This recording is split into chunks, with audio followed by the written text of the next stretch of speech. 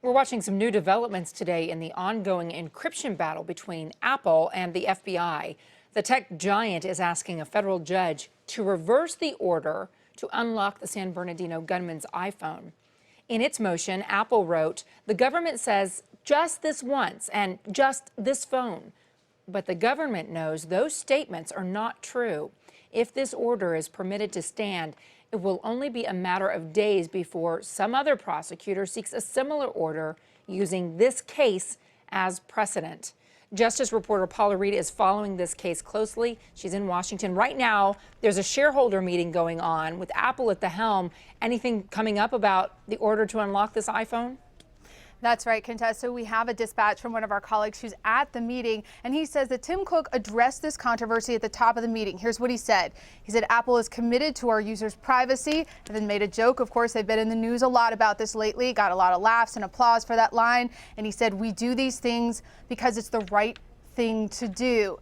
And then Reverend Jesse Jackson, who apparently is an Apple shareholder, got up and spoke supporting Cook, comparing this case to the wiretapping and spying on Martin Luther King, saying it's just as important now to protect us from the government as it was back then. Now, some people may have trouble with that analogy, comparing spying on Martin Luther King with trying to get evidence off a phone of someone who conducted the deadliest terror attack on U.S. soil since 9/11. But that's the latest from the shareholder meeting just this morning, as this war of words between the government and tech continues to heat up. Well, and the argument goes that if the U.S. government is allowed to break into this phone, then other governments around the world are going to want to do the same thing, and against people who may be political dissidents and human rights activists and just people that the government wants to do away with.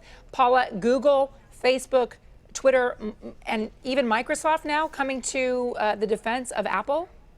That's right. All of these tech giants are rallying around Apple because the real question here, it's not so much about specifically encryption, but it's how far does a search warrant allow law enforcement to go in this age of modern communication? So much has changed in the past 25 years, and we get these questions occasionally. Can they get into a cloud? Can they get into your phone? Do they have to pull down a Twitter account?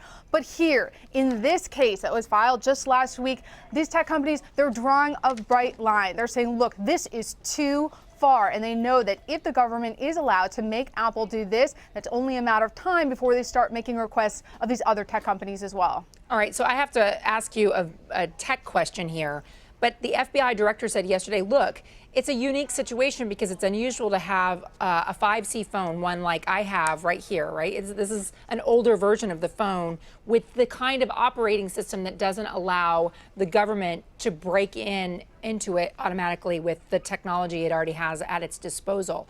Does that argument work when they're saying, look, it's just this one phone, just this one time?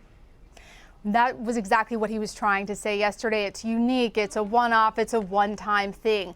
That's just not true. Even if that's really their intention, they're just trying to get in this one time. The fact is, Contessa, there is no law that speaks to this issue. Comey and others have been unable to get any sort of legislation passed on this issue, so they're trying to push it through the courts. And no matter what the court says, if they rule in the favor of the FBI, even if it is for this specific phone, for this specific operating system, ultimately every local, state, potentially foreign government will use that case as precedent and be like, well, our case may be a little bit different, but it's still the same principle. It should still apply this precedent. So the argument that this is just a one-time thing, legally, that's just not true. Whatever happens here becomes the law on this issue, and the question of how far a warrant can get federal or state law enforcement. Well, we'll have to wait and see whether Congress becomes more willing to tackle a complex issue like this, and especially in an election year. Paula, thank you so much. Appreciate that.